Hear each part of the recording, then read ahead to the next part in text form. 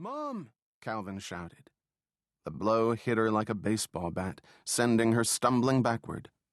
"Mom, look out for—" Her heel hit the mayonnaise at full speed, and she flipped backward like a seesaw.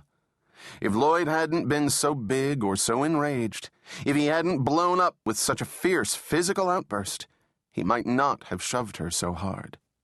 But he did. And as she fell backward, still looking at Calvin, she had no idea that the back of her neck was headed straight toward the lower kitchen drawer that was still wide open. Calvin tried to run forward but could scarcely lift his arms and legs. In midair, his mother was turned toward him, her alligator eyes still burning through him. There was no mistaking her final thought. She wasn't scared, or even in pain. She was angry. At him. The white, blonde, wet-haired boy who caused her to drop the mayo and... From that day forward, in his 9-year-old mind, the person who caused her to fall. "Mom!" She was falling. Then, the sound was unforgettable. "Rosie!" his father screamed, leaping forward and scooping her head toward his chest.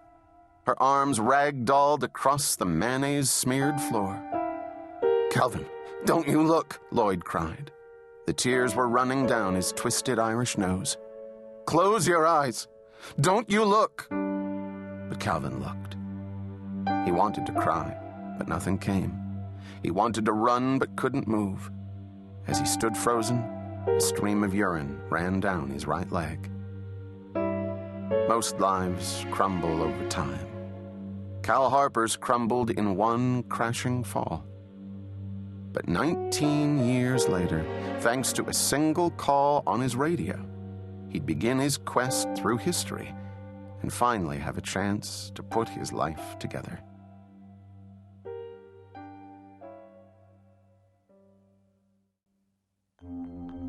Chapter 1. 19 years later, Hong Kong. "Good girl. Such a good girl," Ellis said, down on one knee as his dog snatched the beef treat from his open palm. With a bite and a gulp, the treat was gone, and Ellis Belasco, with his sleek copper-red hair, smiled proudly and added a strong, authoritative pat to the back of his smoky brown pet's neck. As the trainer said, attack dogs had to be rewarded. "Please, my leg.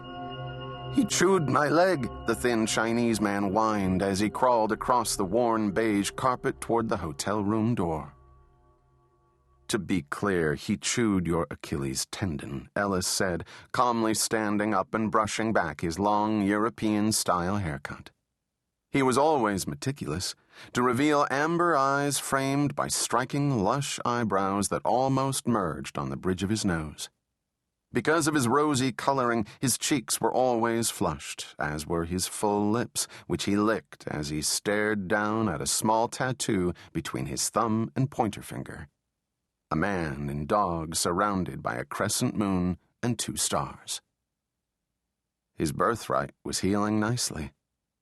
For the past 2 months, Ellis had been tracking the ancient book from collector to collector, from the doctor in China whose death gave it away, to Zhao, the shipper, who schemed to deliver it elsewhere.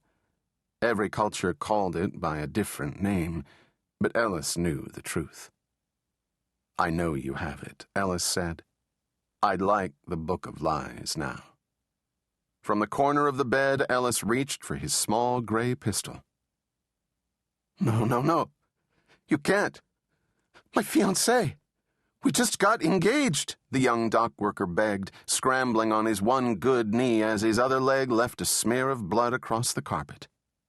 Ellis pressed the barrel of his gun against the man's throat.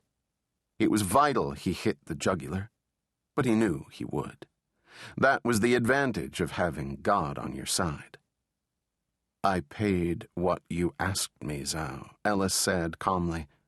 "But it makes me sad that someone else clearly paid you more." "I swear, the book. I told you where it's going," Zhao screamed, his eyes rolling toward the pistol as Ellis glanced out the hotel window.